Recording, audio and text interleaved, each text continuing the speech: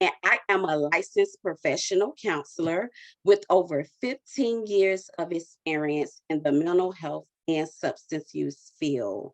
I also serve on the board of directors for NAMI Georgia, which stands for National Alliance on Mental Illness. And I am a part of the Diversity, Equity, and Inclusion Committee. And before we begin tonight, I'm just going to allow each of my wonderful panelists to introduce themselves. And let's start with Mr. Wendell. Really? Really? You got me like, okay. Hey, y'all, my name is Wendell Fields. Oh, man, y'all just don't know. I used to hate that name at one point in time because I associated it with, man, I'm in trouble some way, somehow. And in that, you all, a lady by the name of Philandra Johnson said, Wendell Fields, where you been, boy? And that's how I said I was going to introduce myself to everyone now. So it's a good name now. It's a good name. It's a good name. And with that, you all, I am a certified peer specialist, and I've been in the mental health and substance use world for over 30 years now and worked in those fields. Also, I am what is now a community liaison. But back about a year ago, I was called a field care consultant with the Behavior Health Link, or GCAL, and been there 16 years now. So I'm a person in long-term recovery with depression as well as substance use issues. And so just happy to be here, and thank you for letting me be a part of what NAMI has going on. Thank you, Ms. Daniels. Thank you so much, Mr. Wendell. Mr. Dion. Hello, everyone. My name is Dion Carr. I am new to the area of Atlanta, but before that, I spent over 23 years in the Connecticut Department of Health and Addiction Services as a mental health worker. I performed many different duties as a counselor, working with several outpatient teams, homeless outreach, young adult services, special populations. And just recently, this past fall, I moved down to Georgia, and I am currently now program manager over Clubhouse Atlanta, which we're doing great things with adults that are dealing with mental illness on a day-to-day basis. We're providing all different types of programming and behavioral health options for them. We also the host, as I shamelessly plug the NAMI Mental Health Fair this Saturday. And it's gonna be a pleasure to have you on site. There'll be tons of vendors. You can get to know more about Clubhouse and the role that I serve and some of the things that we do there. Thank you so much for that, Mr. Dion. Dr. Carter.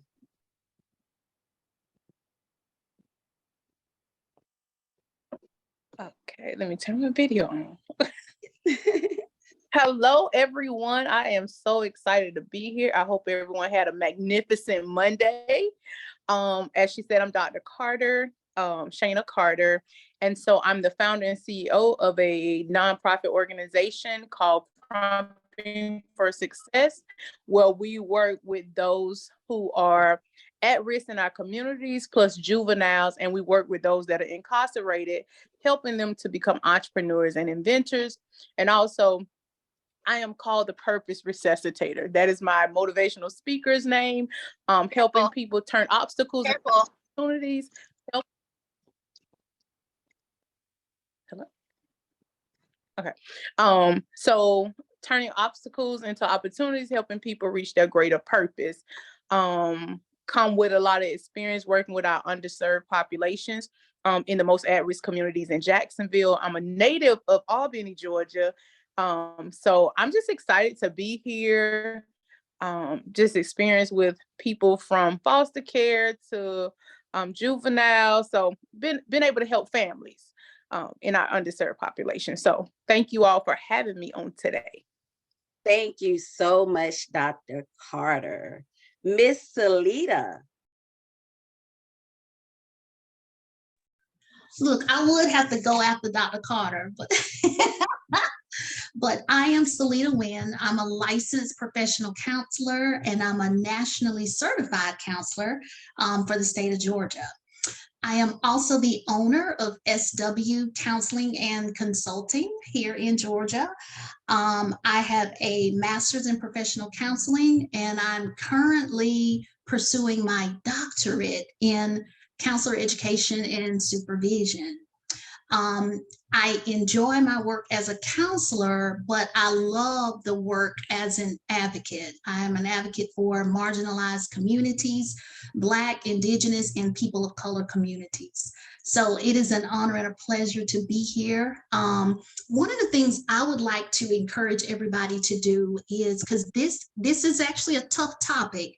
It's a very tough subject. So notice what feelings come up as we talk about this. And in DBT world, we say, notice where in your body you feel things. And this is, you don't have to share. This is just your own self-awareness. Also, I am not an expert on the topic. So I'm going to be sharing my experiences and some of the things that I've heard out in the field with you. So again, it is an honor to be here. Thank you so much. Thank you so much, Miss Salita and Miss Corlethea. Greetings, everyone. My name is Corletha Norman. I have been practicing within the field of social work as a licensed clinical social worker for over 10 years. I currently own and operate a private practice in Conyers, Georgia by the name of Bonamy LLC. Within my private practice, I mostly focus on treating individuals that have experienced various forms of trauma, as well as your mood disorders and various life transitions. I additionally am, I'm trying to keep myself together because I'm at the end of my DSW program at the University of Kentucky. I will be graduating with my doctorate in social work on May 5th, so right around the corner. I give my presentation on Wednesday. Just got a lot of great things to celebrate going on right now. And I am grateful that you all have called me here to celebrate and share some information with you all. Thank you so much for that, Miss Corlethea. And before we begin tonight, a quick disclaimer, just as Miss Salita said, we know that this is a heavy topic, so please do what you must do to take care of yourself. And I also want to add that what we say tonight is not to offend anyone. It's just to have an open and honest dialogue about a much needed conversation. And with that being said, of course, we are talking about trauma, incest in the BIPOC communities. And when we're referring to BIPOC, what we're referring to is Black, Indigenous people of color. And when we're talking about trauma, we're talking about anything that is emotionally damaging to a person's mental, physical, or spiritual well-being. And when we're talking about incest, we're talking about any type of sexual relations between family members, whether through blood or through marriage, that is not only limited to sexual intercourse, but it also includes fondling, touching, kissing, etc. And I would just like to give a little bit of statistics surrounding sexual abuse. According to a 2014 study on sexual abuse, the U.S. Department of Justice found that an estimated 1 in 4 girls and 1 in 6 boys are actually sexually abused before the age of 18. And I just would like to take a moment to note that the numbers are actually much higher, but due to the fear and shame surrounding sexual abuse, a lot of the times it goes underreported. Research has also shown that family members and acquaintances account for 93% of sexual assaults against people under the age of 18. And this is very important because a lot of the times we may think that it's a person walking down the road that someone we don't know that's engaging in sexual abuse, but 9 times out of 10, it's someone in our own home or someone that we know. There is a saying in the African American communities that mothers raise their daughters but love their sons. And with this being said, this brings me into my first question. Due to the direct history of slavery and its lingering effects on BIPOC families, does the culture of silence come into play when it comes to protecting the perpetrator? And I am just going to put that out for any one of the panelists to answer that question. I think that it absolutely does, particularly when we consider the period of history during slavery, essentially when slavery was practiced. Slaves were conditioned to maintain a space of silence because speaking up could result in so many just disastrous, horrific consequences, such as like family members being sold off, the family being split up, other abuses, things of that nature. So as a result of those consequences, slave masters were essentially able to like maintain power over their slaves. So with the result of the consequences, the systemization of power and control dynamics, and then coupling that with poor resources and supports for the slaves, I can basically say that I can see a lot of those same dynamics today. Absolutely. Thank you for that, Ms. Corlethia. Thank you.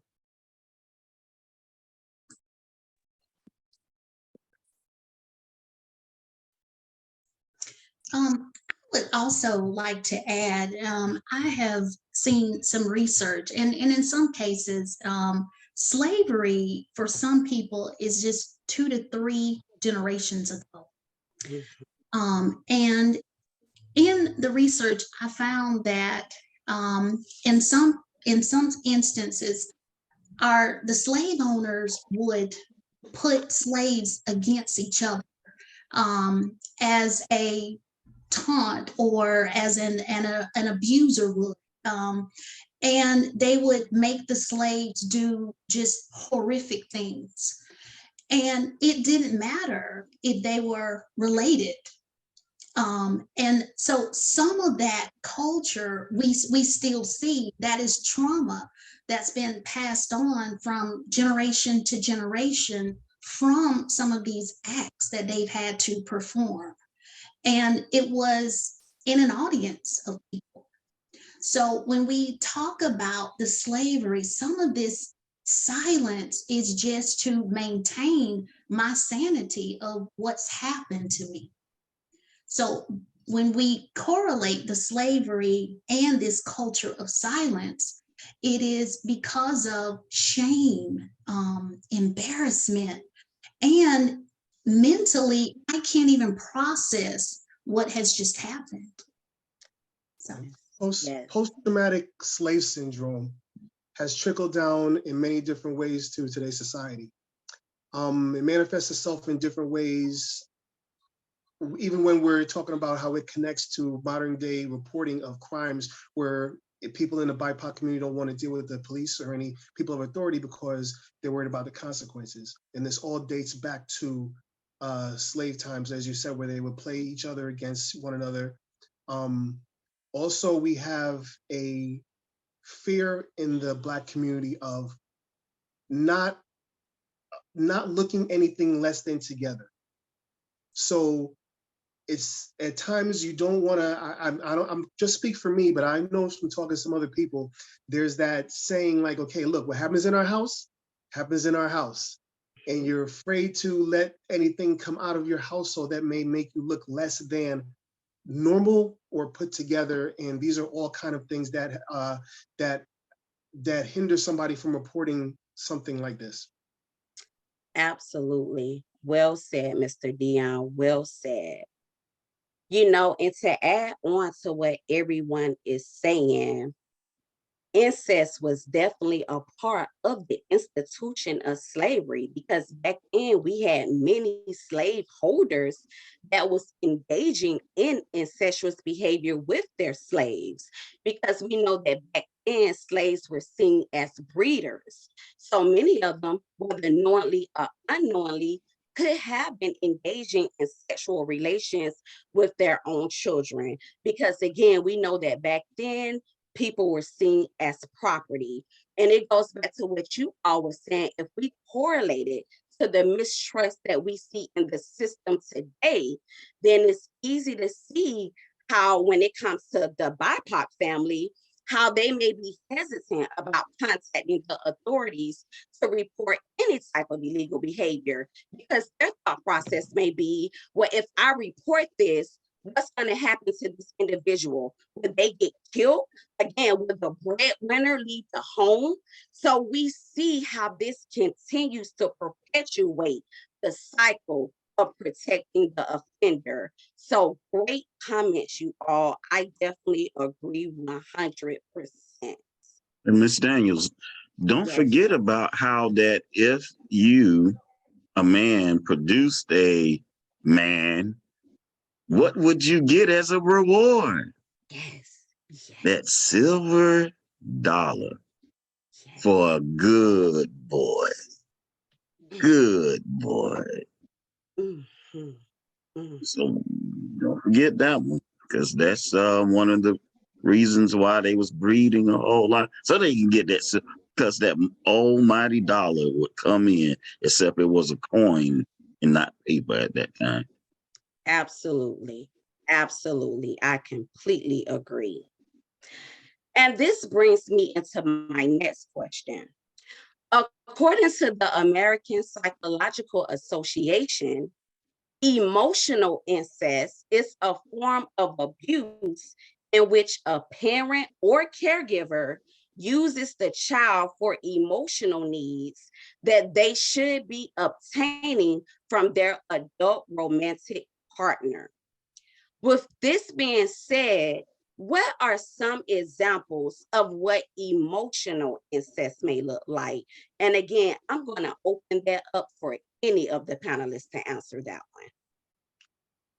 Well, the child, first and foremost, is going to have a problem forming healthy relationships, um, and any kind of healthy attachment. And as throughout an adult, they might struggle with relationships in general. I think sometimes we've come across some children and be like, oh, they act real grown for their age. And sometimes it's more than just them being sassy, as you would say. It is a form of, there's something lacking in the home where you're putting that responsibility of emotional support on your child for yourself. It's a selfish act, but you have to look much deeper than it just being that. There's some pieces missing somewhere that are lacking, that's going to make that's going to hurt that child in the long run, and the adult also. The child feels that they have to care for the parent's emotional needs.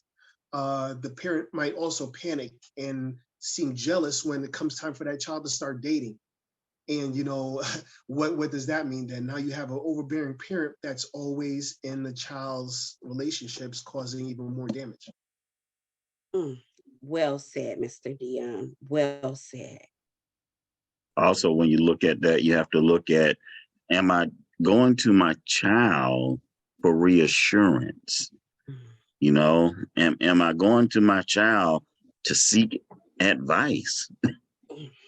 And I'm just like, what does a child know about these things at 5, 6, 7, 8, 9, 10, and then going into adolescence, and they're still developing their brains and understanding how to connect to this, that, and connect the dots. And you want to introduce to them an emotional relationship like that? What are you doing? It's misguided, because I think what you get from a child is unconditional love. Unconditional love manifests itself into something from adult that's missing unconditional love, that's never had unconditional love. You have that. You have that person there 24/7 that's giving you unconditional love, and you're placing that in a totally misguided place.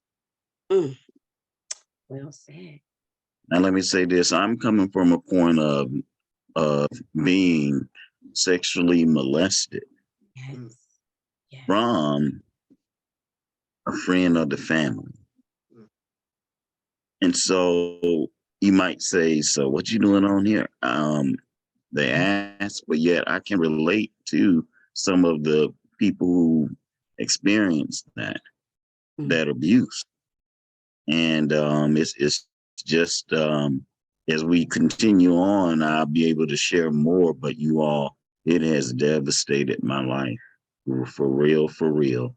Even in the way of interacting with other people. So yeah. Absolutely, Mr. Wendell. Yeah. The term that we call kids who have been put in that adult position is parentified. Mhm. And what I've seen is the parents a lot of times they don't even realize that this is what's happening, or this is what I've done to my child by not showing up, by not being able to fill my child's basic needs. So what does the child do when mom is depressed and can't get out of bed? The Mm. child has to step into that role and parent themselves and be a parent or a guardian for their parent. So that is the term we call parentified. Absolutely. Absolutely. I would add, just considering some individuals that I've either come across or worked with in the past, um, that we definitely have for certain these moments and spaces where there's parentification going on, where the child is basically reversing and switching roles with the parent and parenting their parent. Um, but if we talk about it a little bit more from the space of like a romantic like relationship with a parent, some things I can think of. I've had an individual that I worked with that they went as far as to go and start selling drugs in order to be the provider in the household, um, with essentially being raised in by a single mother. And even if the mom dated or men came in and out of the home, the men essentially had to follow the direction of the son, because the son was the person that was out selling drugs and things and paying the bills and things in the household. And then additionally would be another individual that I can think of where they were actually in a single father household, and took on the roles of essentially a wife, where they would come home from school, they would clean the house, they would cook dinner and make sure that dinner was on the table before their dad got home from work. And with that particular situation, the power and control dynamics were very, very distinct. There was definitely a cycle of so there's this thing called the power and control wheel, and then there's also another one that's basically the cycle of abuse, where you go through a phase of like the honeymoon phase, where there's a buildup of tension, and then when there's like an actual situation that occurs. And that particular young lady was continuously within that cycle of abuse with their dad. And it was difficult to get them out of it, just because of the level of power and control that the father had, not only over his household, but other individuals within the family as well. Absolutely. And I mean, you all provided great examples because a lot of the times when we think about incest, we may think about it from just a purely physical standpoint of sex, but it is something called emotional incest. And a lot of the times that doing small things we may not be aware of, but it's still emotional incest. And this can include some of the things y'all said, seeking the child out for comfort or seeking the child to console you as the parent, ignoring the child's wish for privacy when they are nude, walking around the children nude, And again, it doesn't equate to, you don't have to have sex with them, but it's still a form of emotional incest, and it's just as damaging as physical incest. So those are some of the things that we really, really want to be aware of. According to the National Library of Medicine, the presence of certain elements can create an environment in which the development of incest can occur. Thus, my next question is this: what characteristics may be displayed in BIPOC families in which father-daughter incest is occurring? And I'm gonna open it up for any of the panelists to answer that question. Mm. I would say one of the key markers that I've continued to see with some of the clients that I've worked with where there's been incestuous events going on, it's been a continued like overall sense of denial and like overall just disengagement. You may have it, for example, if we're talking about father-daughter, the mom may be aware, or the father's romantic partner, they may be aware, but they'll minimize it. They'll act like it's not going on.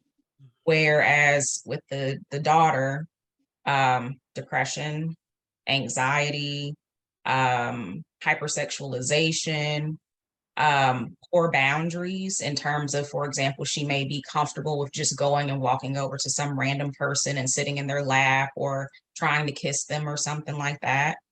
Let me see, trauma responses, and just like risk-taking behaviors. And I would think also as well, just being like overly like hyper-focused on sex and sexual behaviors. The father, definitely those power and control dynamics, definitely that abuse will, possibly some narcissism, anxiety in regards to, am I going to be found out? Things of that nature. But generally speaking, there is always this like code of silence Yes, that is very, very difficult to break sometimes. absolutely. I Thank you think for you have, that. I think you have to look at also, as you mentioned before, about there's certain behaviors that are obviously going to show themselves in the victim, but there's probably some precursors that come up when you're looking at the one that's doing the victimizing. So you look at the father, and if he's kind of like an angry retaliator, he shows little sexual arousal for the daughter, but uses the incest to express anger towards the wife for perceived neglect, abandonment, infidelity. So he's using it as a way of control. You also have a father who views his spouse and his children as property. They're his to do what he pleases to because it's his household. That's a controlling characteristic. And those are individuals that usually signify something else is going on in the house, even if you don't know about the incest that may be occurring. You can see those personality traits come out in that person, and it's a red flag every time that something else is going on. Poor impulse control, and the structure of the family is off somehow. And as you mentioned earlier in the earlier statement that you made, when you have someone in a household and things aren't being reported, is because maybe that person is afraid that you're going to take out the breadwinner of the household. And that's also something that's keeping them there to keep re-victimizing the person. Absolutely. Well said. I would say for those that continue in that behavior for a long time, a lot of times they don't display the anger and the control, but they display a certain level of gentleness. And so a lot of times, especially when it's children, you don't understand why this happening. You don't know if it should be happening because that person is very caring, very nurturing. And so that kind of, with certain children, that kind of just brings you in. So you're thinking that's kind of what love is, and you're not for sure. And so you have those people, they don't display the anger. And so, but then you have children that are kind of standoffish, reserved. We look at the type of clothing they wear. If they start wearing clothing that is extra big, so it kind of shows you like, I don't want my body to be seen or my shape to be seen, because they, once you get to a certain age, then it's okay, now they can see. And so maybe if they see, that's what triggering them to want to do these things. So having to look at just the observation and the changes within that child, whether it may not be anger or they have behavior issues, now they're quiet, now they're reserved. They don't want to do things with the entire family. And when that person comes around, you can see tension either in their face or their expression. So we have to constantly make sure that we are being observant of children that are silent, because some of those caregivers are very caring Mhm. and make you feel like you're the favorite, especially when you're the favorite. Now you get certain rewards, you get certain treats. Those are the ones that get to do this for so long, Mhm. and no Mhm. one says anything. Absolutely. Thank you for sharing that, Dr. Carter. And it goes back to, you all hit it.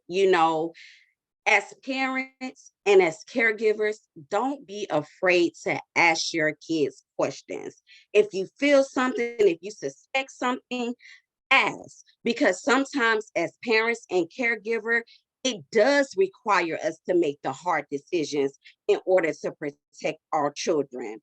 So you all hit it. My next question, go ahead. You know, Wendell, you Chef, can. now this is from a different perspective. For me, um, I was molested by both men and women. And I can remember that at the age of 4. And that's when this thing started. And through a family friend, um, their daughter would take me and literally take me and put me in a closet and do acts on me. And then after that, family friend again down the street, thinking that everything is cool, and I'm riding on my skateboard of all things, and they called me over. And next thing you know, they snatched me into the home and pulled down my pants and began their stuff. And so in my mind, I'm thinking, oh, this is how you're supposed to act with people when you see them. So when it's a woman, you act this way, or if it's a man, you act this way. And that was going through my head for a long time. And when y'all talked about sitting on people's laps, being overly affectionate, all that, I can remember that and doing some of those things during that time. So yes, you all are hitting it on the head, as far as my point of view and remembering those things. Absolutely. And thank you so much, Mr. Wendell, for sharing that. Thank you. What unique factors may be present in BIPOC families that may prevent the victim from coming forward and disclosing the abuse? And again, I'm going to open that up for anyone to answer. I was scared. I'm just gonna let y'all know this brother man was scared like nobody's business, because one, I didn't think that people were gonna believe me. And I'm the child. I can make some up, and they just saying I just want attention. But these things were actually going on, and I didn't know how to tell my parents. Um, I was just scared. I don't think I told my parents until I was like adolescent 12. That's when I decided to tell. And it was something like, oh, really? And I never got a response back, put it that way. And so I don't know what don't know what happened after I told them. So, that's one perspective. Absolutely. Definitely. Like you said, fear of not being believed. Absolutely. Yeah. Like Wendell said, that I think a unique factor that we have in the BIPOC community is an extensive network of what we consider family. Mm. So you have a family friend that's considered closer to family that may be considered maybe a cousin or uncle, not by blood, but that's considered family. There's certain things you don't say about family. So of course you would be scared to bring any kind of, shed any kind of light on a situation that you're concerned, that you're confused about, as well as even with, people that you go to church with, they're considered family. And these are all people that potentially could victimize you, that you would be afraid to come out and say something against because they're under this, banner of family. Yes. Yes. Great point. Great point. Don't bring shame. Don't bring shame to the family. Don't say anything. Shh. Mhm. Yeah, and I just wanted to kind of piggyback a little bit off that too. And it's that family, and the victim still feels something for this person. I Mhm. don't want to see them go to jail. What they did was wrong, but they're confused about their feelings because this is somebody that's raised me. This is somebody, like Dr. Carter was stating, this is somebody who's been nice to me. Mhm. So I don't want to do anything to hurt them. And like we mentioned before, a lot of times the abuser is the breadwinner. So the girlfriend, the wife has said to this child, if so and so go to jail, we're gonna have to move. I'm gonna lose my car. I'm gonna lose my house. So they're scared even more so of breaking this family up. And the other siblings may say, hey, you're breaking us up, we're going to all be in different places. So that's a lot of pressure on the victims, and it goes back into that silence, and I don't want to do this anymore. I don't want anybody else to hurt. Yes. Yes. Well said, Miss Salita. Well said. Please don't let the defects folks get involved. And oh my, you Mm. brought shame to us, and now look at this. Now I gotta go to jail. Don't. What's wrong with you? Do you not see that now we can't be a family? Now we can't do this. We can't do that. Yeah. You hit it, Mr. Wendell. It's your fault now that the family has to be separate. A And I lot of was Mhm. um Go ahead, Dr. Carter. um sometimes, like I would say, for my experience, it wasn't being afraid to tell, it was you didn't know it was wrong. Mm-hmm. And so at 10, I didn't know it was wrong, and I didn't see the person all the time. So Yes. it was whenever we visited their home. So it was my grandfather. So every time we would visit the home, and for him to say, come go to the den, Mm. and this is our little secret. So of course, so no one knew until I was like almost an adult, because at 10 I didn't know it was wrong. He said that was our little secret. And then, things would just go on. No one else was saying anything, even though he was doing these acts to so many family members. Mm. But because it started out when people were young and no one just knew to say anything, because you don't know that is wrong, really. Mm-hmm. Don't so that, with some of them, it's the thing of I didn't know that it was wrong. And I think we're in a place now in society that people are showing you that it's wrong. So Yes. now people are willing to speak up because they know that it's not supposed to happen. Back then it was, you didn't know that it wasn't supposed to happen because you didn't know anything. You didn't have social media. So I think that's the one good thing about where we are now, is Yes. that it may not be happening as much just because people have the ability to speak out. Absolutely. Great point, Dr. Carter. Great point. Thank you for that. If I could add. Absolutely, Miss Corlethea. What just listening to everything and just kind of thinking about things, the thought of re-victimization of the victim comes to mind, specifically Mhm. when Mr. Fields mentioned DFACS. Once you kind of start to get authorities involved or systems involved, then we have to concern ourselves with racial trauma, in addition to the trauma that has already occurred.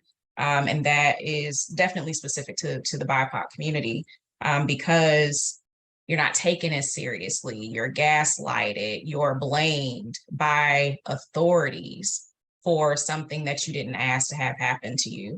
And when you hear about or see or learn of things of that nature happening to other people, or you're warned this is going to happen or that's going to happen, it definitely keeps people from speaking up.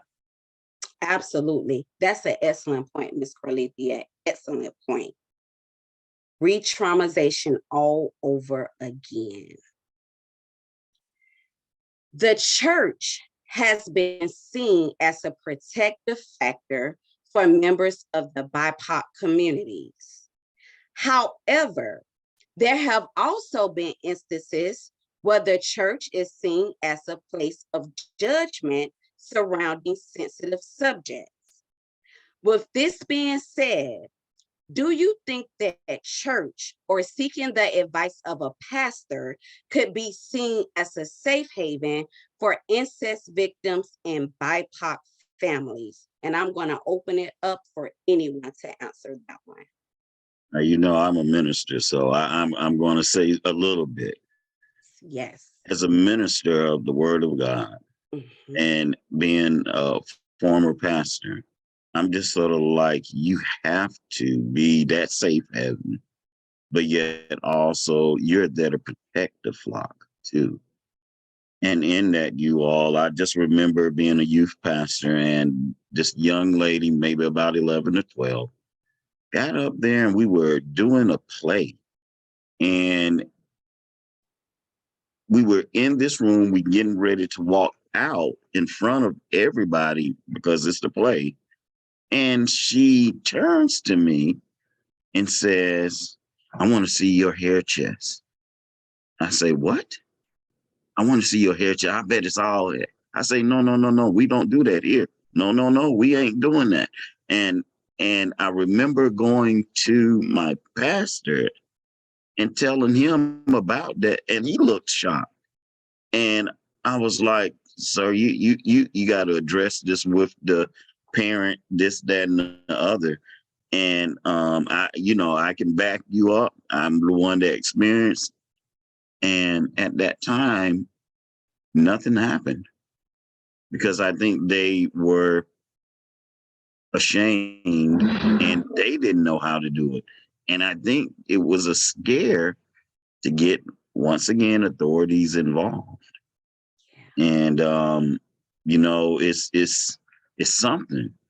But as a minister, we are required to get with law enforcement and authorities when anybody is being abused. Mm. Thank you for that, Mr. Wendell. I think we definitely should have. Oh, I'm sorry. Go ahead, Dr. Carter. Yeah. I think church should be a safe haven, but I think we have to come to the place to understand that not only do we need ministry, but we have to have those practical services. And being in church for a long time, a lot of times our pastors try to think that they can fix everything Mhm. without having those who are have the credentials to be able to handle certain things. So I think we have to also make sure that the resources are there that we can send people to, and not it be just ministry. We need both. Yes. Yeah. To Thank back you. up what Dr. Carter was stating, I think that it would heavily depend on like the value of the church, the values of the church, or the value of the individual pastor. But I do think that it's a possibility. And I say that I think that it's a possibility because I actually had the opportunity where I attended a clergy training that was, it was a trauma training specifically for clergy members that was held by the VA in 2019 or so. There was a church that operated out of the office building that I was in at the time, and they asked me to basically participate with them. So basically, it taught the clergy members kind of like some basic trauma-informed care, but then also gave them like limitations, like once it gets to this point, you need to refer out. So you build relationships with other mental health practitioners that can actually handle these sorts of things and would know what to do in these sorts of situations. So I do think that it is possible with Absolutely, absolutely. I agree. Thank you for that, Ms. To Corlethia. piggyback off of what everybody's saying, while all men are created equal, all churches aren't. Mhm. And you have to have someone there that's specifically trained to handle those things, because you don't want to send someone that's dealing with those issues to feel like they're being judged Mhm. or cast aside because of this situation. So you have to be careful that the right facility, all the right things are in place so that they can get the correct instruction that they need to how they're going to deal with this, how the family's going to deal with it, how the church is going to deal with it. But yes, there must be a response from the church, because being in the church doesn't exclude you from having outside of church issues. And that being a major issue, you have to make sure that all the systems are set up correctly for them. I agree. Well said. Well said. Gotta have that. Gotta have that. I mean, Got to. Yep. Gotta you have got to those know, services. and you got to know when to step off and let someone else come in. Like he said, Yes. not everybody have all the answers. And as you're talking, I'm thinking about the Good Samaritan. You Mhm. know, he partnered with someone. He partnered with the person at the end. And he said, whatever I owe you, I'll come back, but make sure you take care of him. And that's what we got to do. The church isn't the doctors, and the doctors isn't the church, but we do have elements that come in that assist and aid that whole person, and we have to touch that whole holistic approach. And just thank y'all. This is very soothing and helping me even now. And just thank you all for how y'all bring it. No, thank you, Mr. Wendell. I mean, you all hit it. It definitely has to be compassion, a place of non-judgment, training, and again, knowing when to connect to those outside services. So absolutely.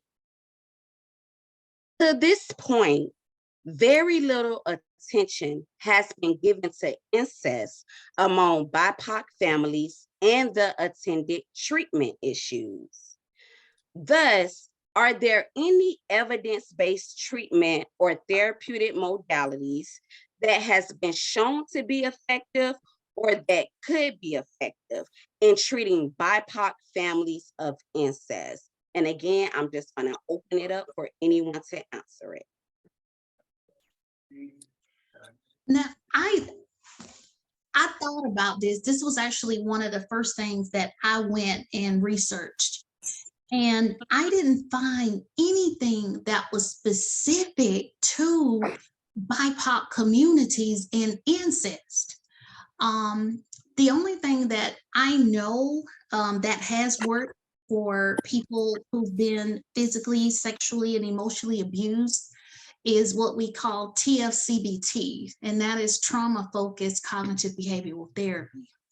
Now, with that, though, I am an integrative therapist or counselor. So I use other tools and interventions from other therapies as well. But I haven't seen, and that's sad that I haven't seen anything that is specifically designed for victims of incest and also in the BIPOC communities. Absolutely. Thank you for that, Miss Salida. And I'll kind of answer that too. So I don't know if you kind of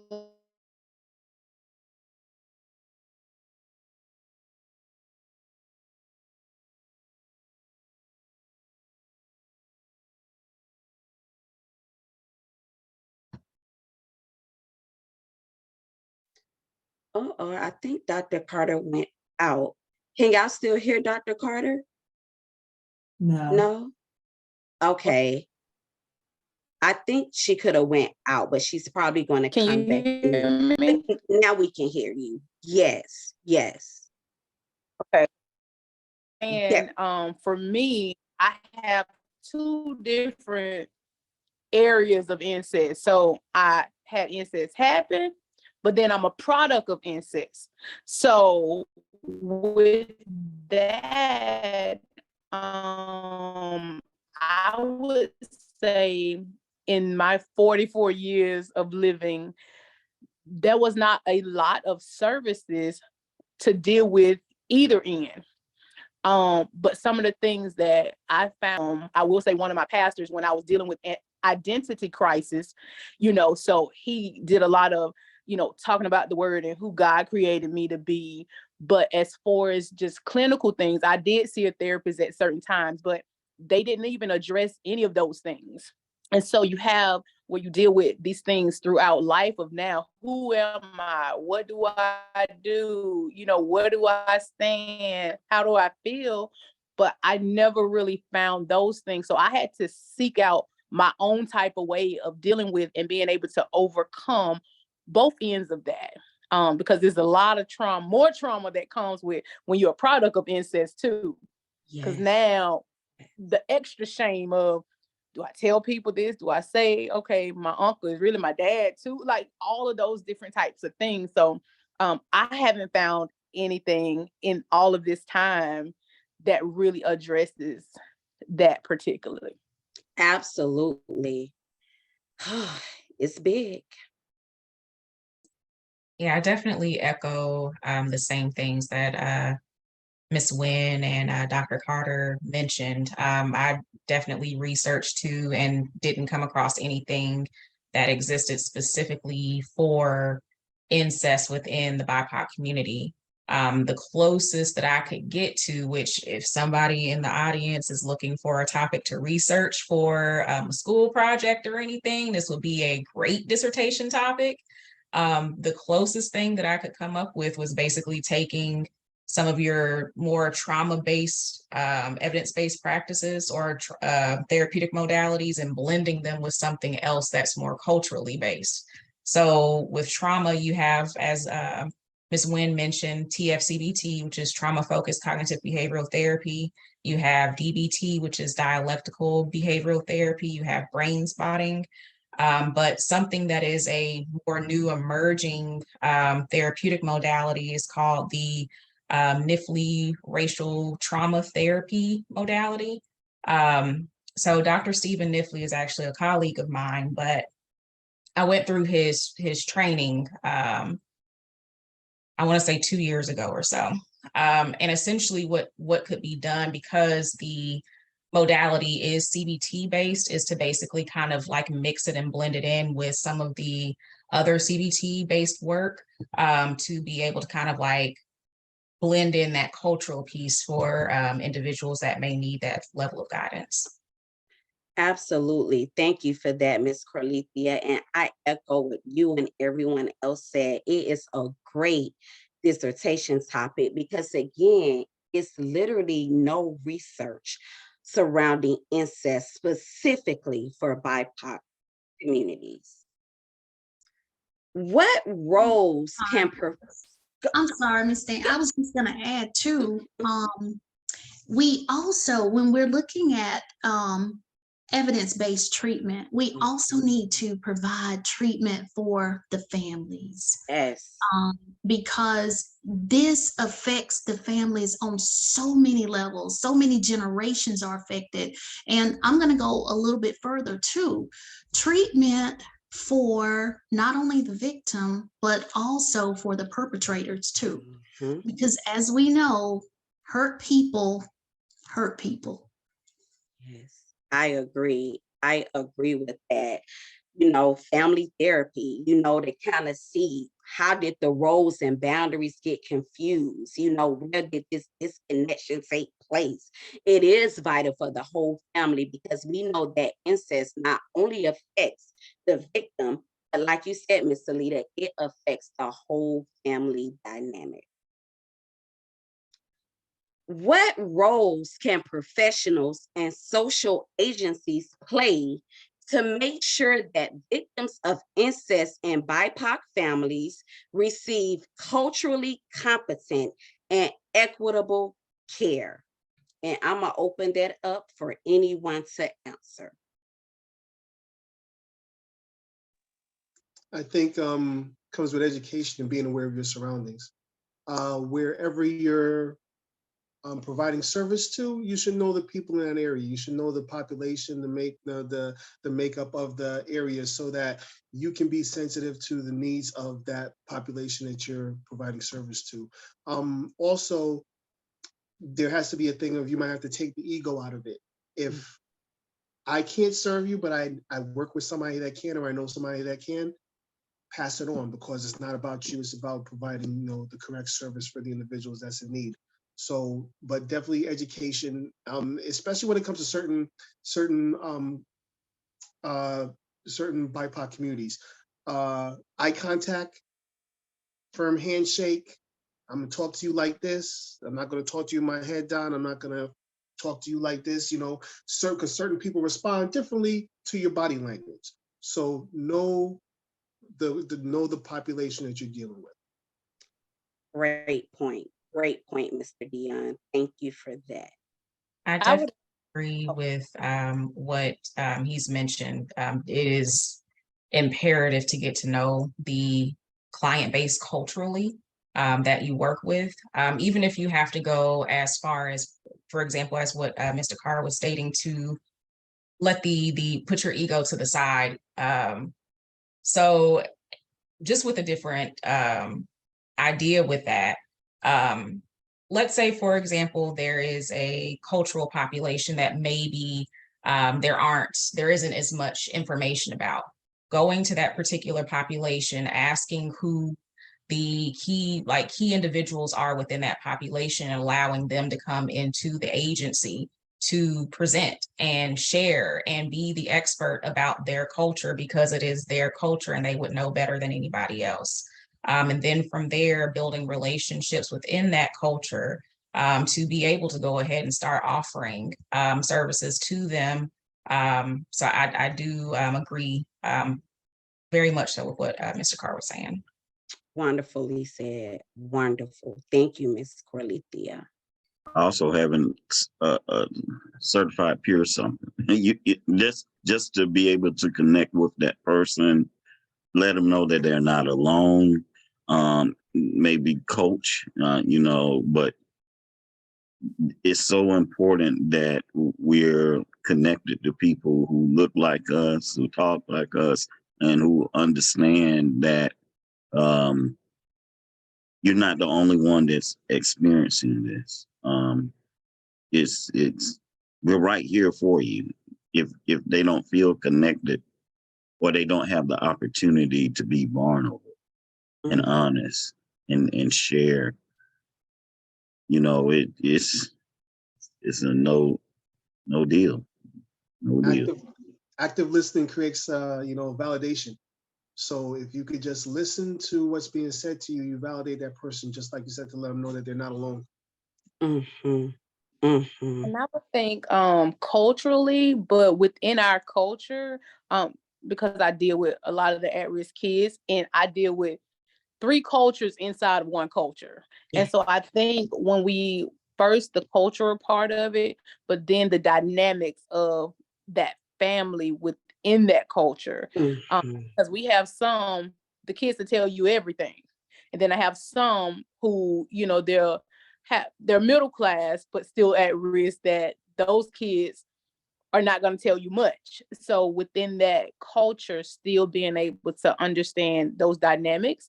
And I think one thing professionals that, because within our community, a lot of people have to actually go to medical providers because of Medicaid or those, so they may not be in our community. But I think one of the things that medical professionals should do is create some type of culture data sheet.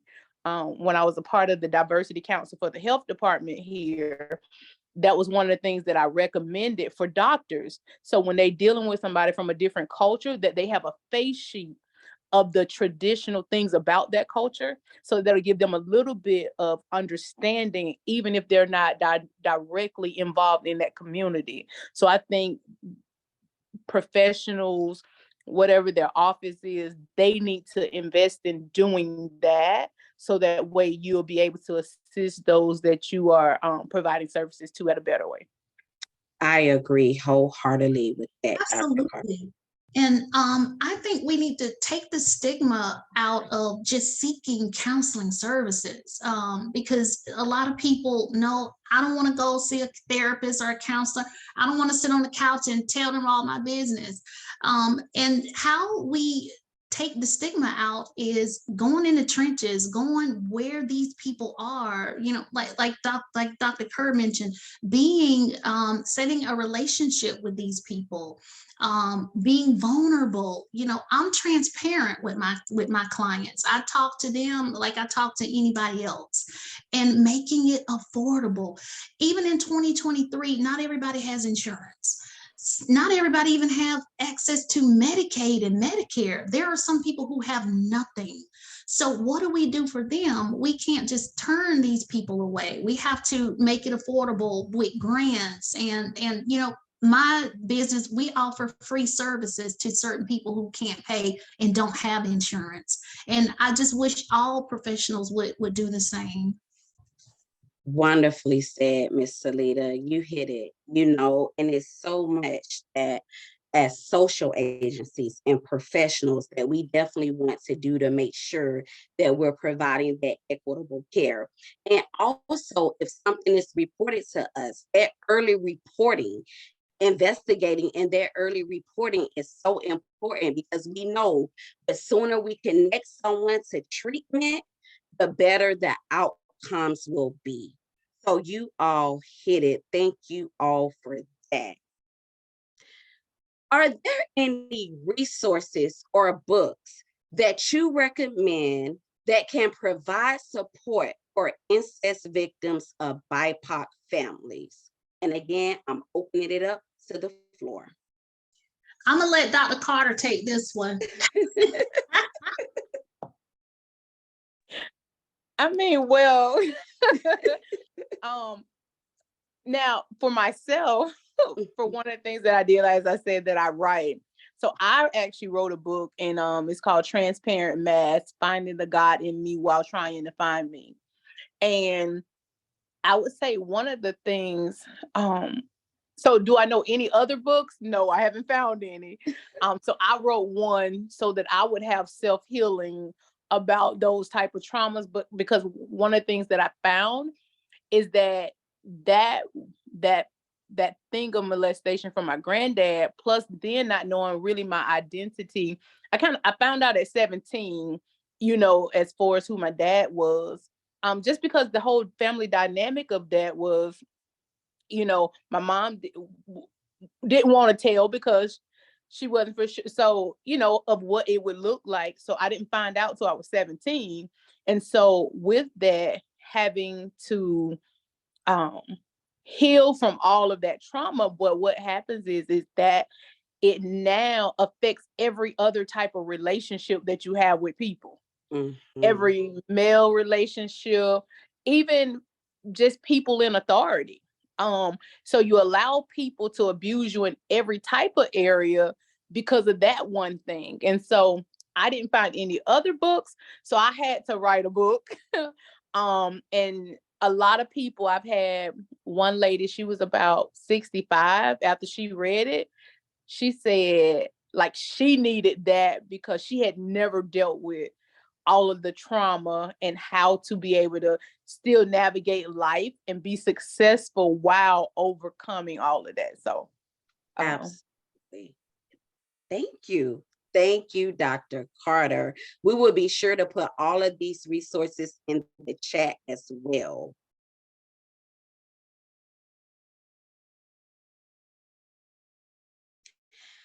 I would say too, some books that I recommend. We have another book called No Secret, No Lies, How Black Families Can Heal from Sexual Abuse. And this is by Robin Stone. And also, we also have an organization out there, Rape, Abuse, and Incest National Network, that can provide a lot of resources around incest and some other books as well. So again, I will put these resources and books in the chat so that everyone can have access to it. I can say that I found an organization called incestaware.org that has like a list of various groups and organizations, chat boards, things of that nature that individuals can go to. And then also, I was surprised by this, but I found that the Me Too movement, there's the Me Too organization, and they have a resource library as well. With their library, you can kind of like filter it based on gender, sexuality, different things to kind of like narrow down the resources there as well. Thank you so much for that, Ms. Alethea. Thank you. And what words of encouragement would you provide to individuals who may have been victims of sexual abuse and incest within their own families? And I'm just going to open it up for people to answer it. Of course, I want to go real quick and say you're never alone, you all. You are never alone. You might feel alone. You might think that you're facing this by yourself and you're trying, but you're never alone. And there are people who really do care about your whole being. And that's one thing. And as I'm thinking about it, it's just sort of like I'm relating to everything that everybody is saying. And the thing is, though, if you're shy, if you feel mediocre, and you was talking about a person being in authority and you don't have a voice, all those things come into play, at least for me. And it kept, I don't know, it just kept me frozen. It really did keep me from really looking for help, even sometimes wanting. It's that just saying you're not alone in fighting whatever you're fighting with, those thoughts, those feelings, those behaviors. It's okay. Come on, let's talk it. Let's walk it. You hit that, Mr. Wendell. We are a village. We a village. It's no shame, it's no stigma, it's no secrecy because we all have each other. Thank you. Thank you for sharing that, Mr. Wendell. I would say one thing that I would leave with, two things. I think once we get to the place of self-healing and not condemning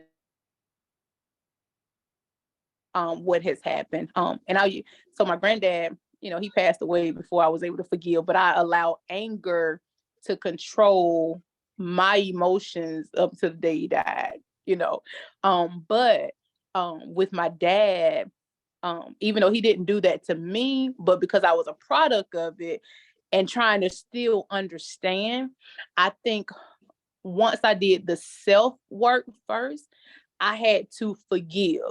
And one of the things I have to tell people all the time, forgiveness does not mean that you have to reconcile. Yes. So yes.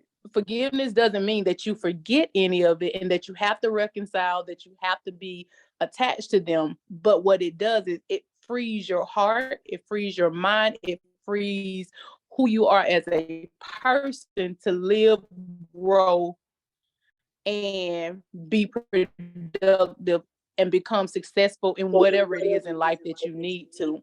So I think once we get to this, is one of the things that I think was the big blessing in my life is once I forgave him. Then for me, it opened up the door to be able to have the conversations to even understand. Because as someone said earlier, sometimes we don't know if they were abused and it just was that cycle again. So now that has opened up the door to have those conversations to really understand what was in their mind that any person, certain type of. So I think forgiveness is one of those essential and necessary things that we have to do in order for us to live the life. Because some of them are not, they're not bothered later. Yes. But we allow it to control us and control how we navigate this life. And so that's what I would leave, is that forgiveness does not mean reconcile, but it's necessary for you to grow. You hit it. That forgiveness piece is very big. Not allowing someone to have power over our life and the decisions that we make. Learning to forgive, because it's very healing for us as well. So thank you for reminding us of that, Dr. Carr. One way that it affected me, you all real quick, is the LGBTQIA population. With that 30 years of being in service with Viewpoint, there it is. We serve individuals, and I just remember, because I hadn't dealt with it well, I was afraid to give service to the individual who was, I will say, a cross-dresser. And in that, the guy was hurting, and I was afraid to help him because of what had occurred to me. And I had to look past that and say, this guy is hurting. He was trying to take his life through getting in front of traffic. And I had to lower my fear and say, this is a human person just like me. They are made up of thoughts, feelings, and dreams and aspirations. And I got to stop being afraid. And from there on, I'm telling you, I'm not afraid. And to help that person, let him know, hey, it's going to be okay. We're right here for you. It made a difference in his life. Wow. But the results of what I went through, it somewhat still lingers. Yeah. As caregivers, I think it's very important that we continue to push the idea of, you didn't do anything to deserve this. As well as we care about you, I care about you, and we're here to help in any way that we can. Because we're going to build trust when that person comes to us with the situation that's happened. And you have to hit that home. You did nothing to deserve any of this. Well stated, Mr. You're absolutely right. That is one of the pieces that we do in TFCBT, is make sure the victims understand that it was not your fault. And I would just encourage people to share their story. When you get to a place that you feel comfortable, share it, because we know trauma lives in the body. Trauma rests in your central nervous system. And if you keep that stuff hidden, it's going to come out in some form or another. It could come out in risky behavior. It could come out in addictions. We see it come out. So you've got to let it come out in a healthy way through counseling, through your voice, through writing, whatever you can do. You've got to get that trauma out. And I wanted to share, this is one of the quotes from one of my favorites, Sojourner Truth. And she says, I will not allow my life's light to be determined by the darkness around me.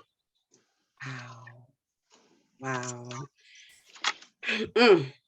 When I tell you mic drop, I can't even go behind any of y'all and say anything because y'all have hit it. Thank you all for that. Thank you.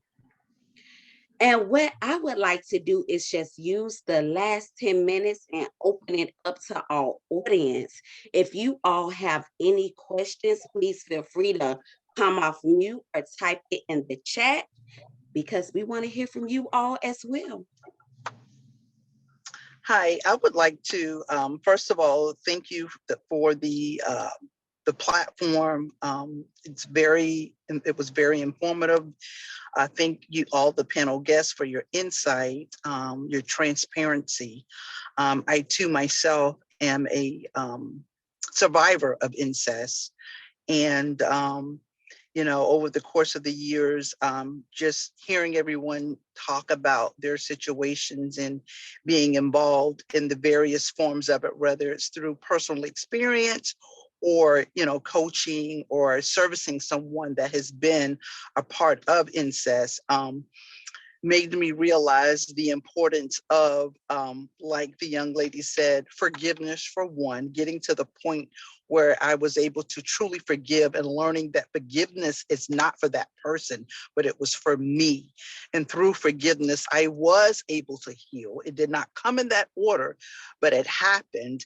And one of the things I could encourage someone that may be experiencing that and may not have quite healed from it is that it's, you know, it's something that that happened, but it's something that you can definitely be healed from, that you can get through, and you're not necessarily defined by what happened to you. I can truly say now, what happened to me now has happened for me.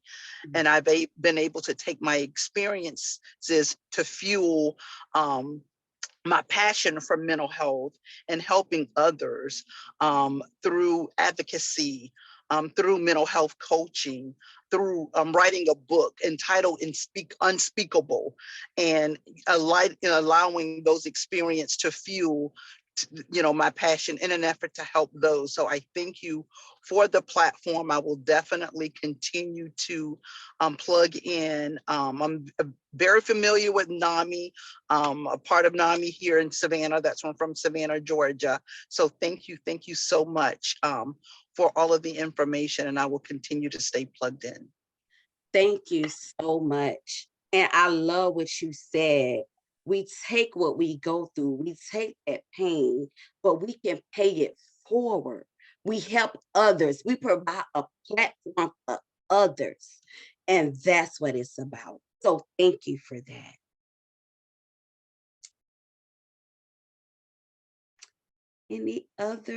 Any other questions or anything that anyone would like to ask, or just feel free to say? Yes, I would like to ask a question. First of all, I would like to thank everybody that shared. I learned a lot of powerful things from this conversation. And one of the things that really resonated with me a lot is how underreported physical and emotional incest is, and how much of a disparity there is between BIPOC communities compared to like white communities.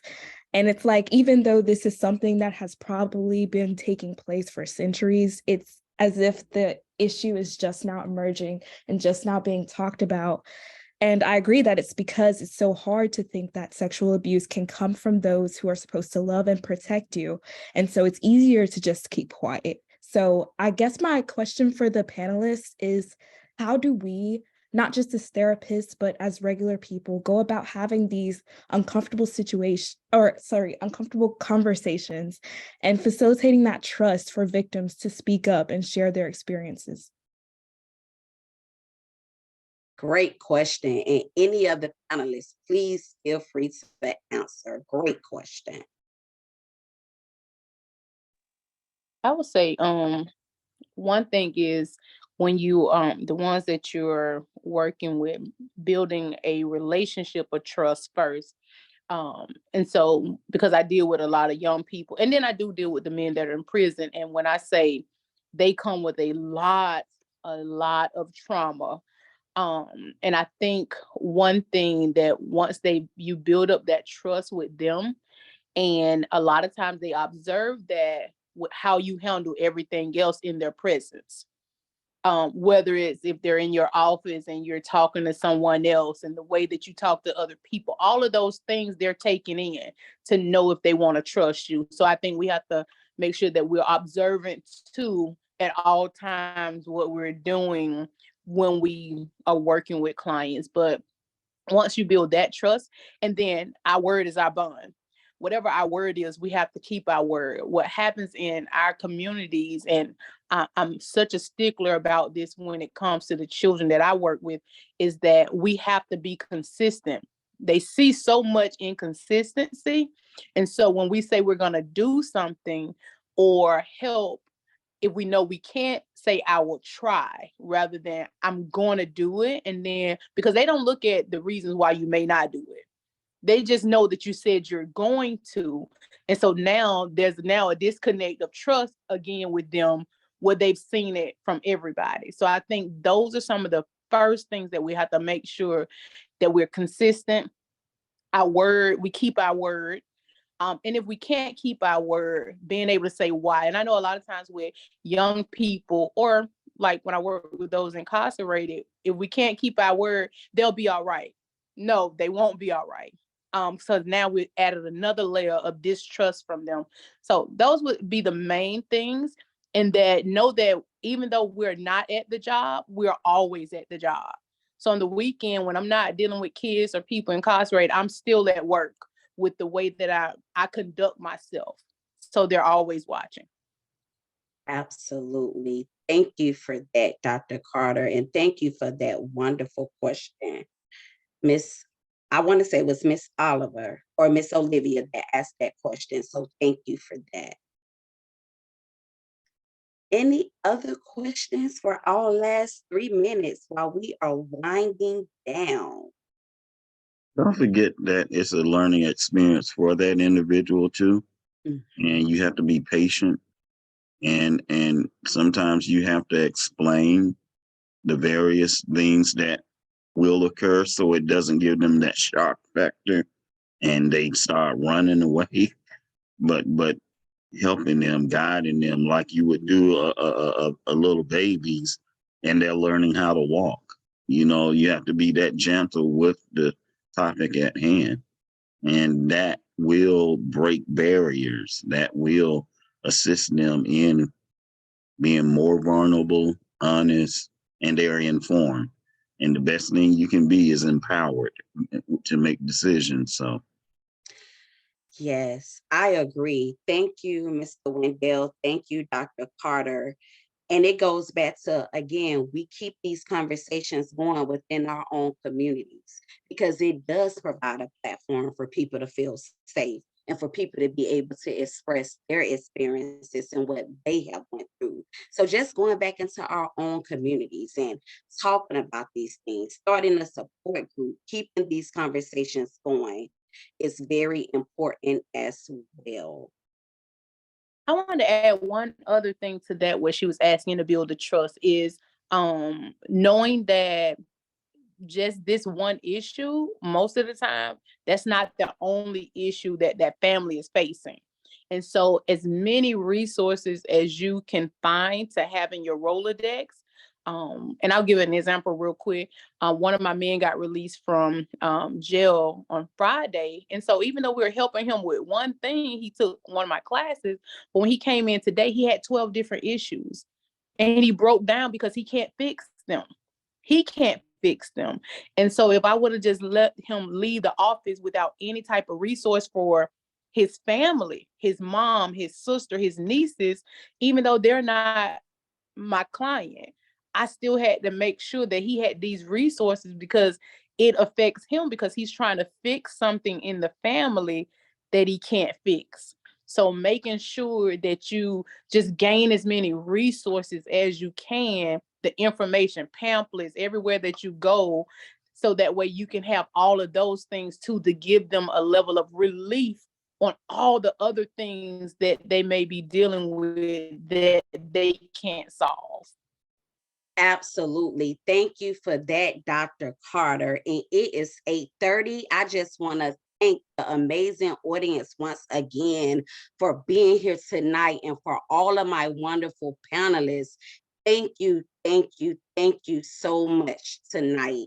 And I am going to turn it back over to Miss Natasha so she can wrap us up. Hello, everyone. Thank you so much to Natasha and her panel. It was a great conversation. I just wanted to leave you guys with two things. Monday, they're for movement. I think we moved. And my dad always told me, late great Johnny Clark said, if you want to be powerful in life, educate yourself. So I think that's really important. I think we're moving the gauge. So thank you very much for coming, everybody. And I'll leave the room open for a little bit, and then have a good night. Good night, everyone.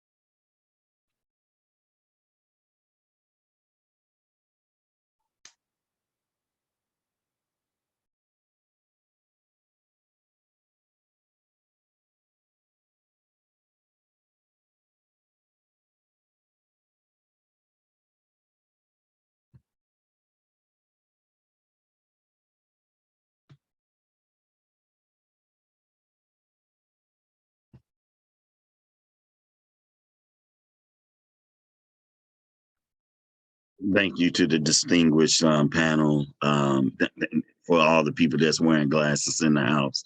You did spectacular. I say you did spectacular. Now, Wynn, you did spectacular too, and Dr. Carter did too. But those people with them glasses, they always get it, brother, man. They always. No, sir. I want to say thank you. Thank you. I just thank you all so much. I mean, thank you all for your wisdom and insight. Again, I cannot thank you all enough. It was very empowering night. So thank you. Yeah. Tasha got up in there, boy. She told it like it TI is. Told it like TI is. Yeah, it was really good, very insightful. Yeah. And it went by so fast. I was like, whoa. It did. It went by really, really fast. And you know, when we do these in the future, I'm gonna call on you guys if that's okay, because you guys are awesome.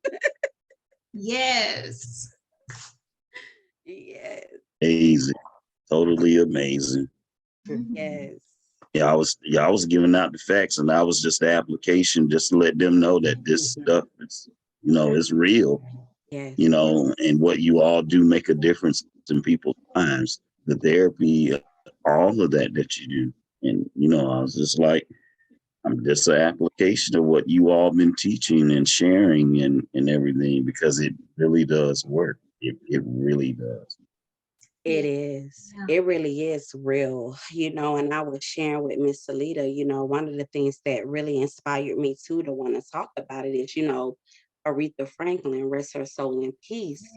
But Yes. she was actually impregnated by her own father. Like her father was sexually abusing her. He impregnated her twice, but until this day, it's still kind of like a cover up. The family don't want to really bring that out, that it was her own father. And we all know that her father was a pastor. So again, it's breaking this stigma and breaking this silence of secrecy, which is so important. You guys did a phenomenal job. Even you, Mr. Fields, even you. Yes. You Woo. behaved yourself. I'm proud. Thank you, Tasha. But I sure wanted to cut up though, because I didn't want it to get, dreary and so sad. But I wanted it to hit those spots and You did a make great job. Yes, Great job. you Well, did. Y'all did excellent. you Excellent. guys, It was I'm going to awesome. have my development specialist edit this, and then as soon as I get the link, I'll send it to Natasha so she can send it out to you guys. And I would definitely do that. All right. And thank you all for my wonderful panelists again. And I will see you guys soon because I know we'll have another courageous conversation in the future. I'm gonna call on you guys. Well, Miss I'm Norman, Definitely. Miss Norman, good luck on everything, and you make that thing happen now. You hold Thank your you. head up high, and like I worked too doggone hard to put my head down. No, you put your head up high, and you keep on going with what you're doing. Great things, great things. Absolutely. I appreciate that. Thank you. You guys And stay thank you for healthy. vulnerability today. I really appreciate that too. Yes, loved it. Yes, it couldn't have went any better. Yes, I agree. It was All phenomenal. we do is win, win, win, no matter what. Got it. I can. yeah. And on that note, you guys be healthy, stay well. Song. Yes. All right, guys. Well, I think it's only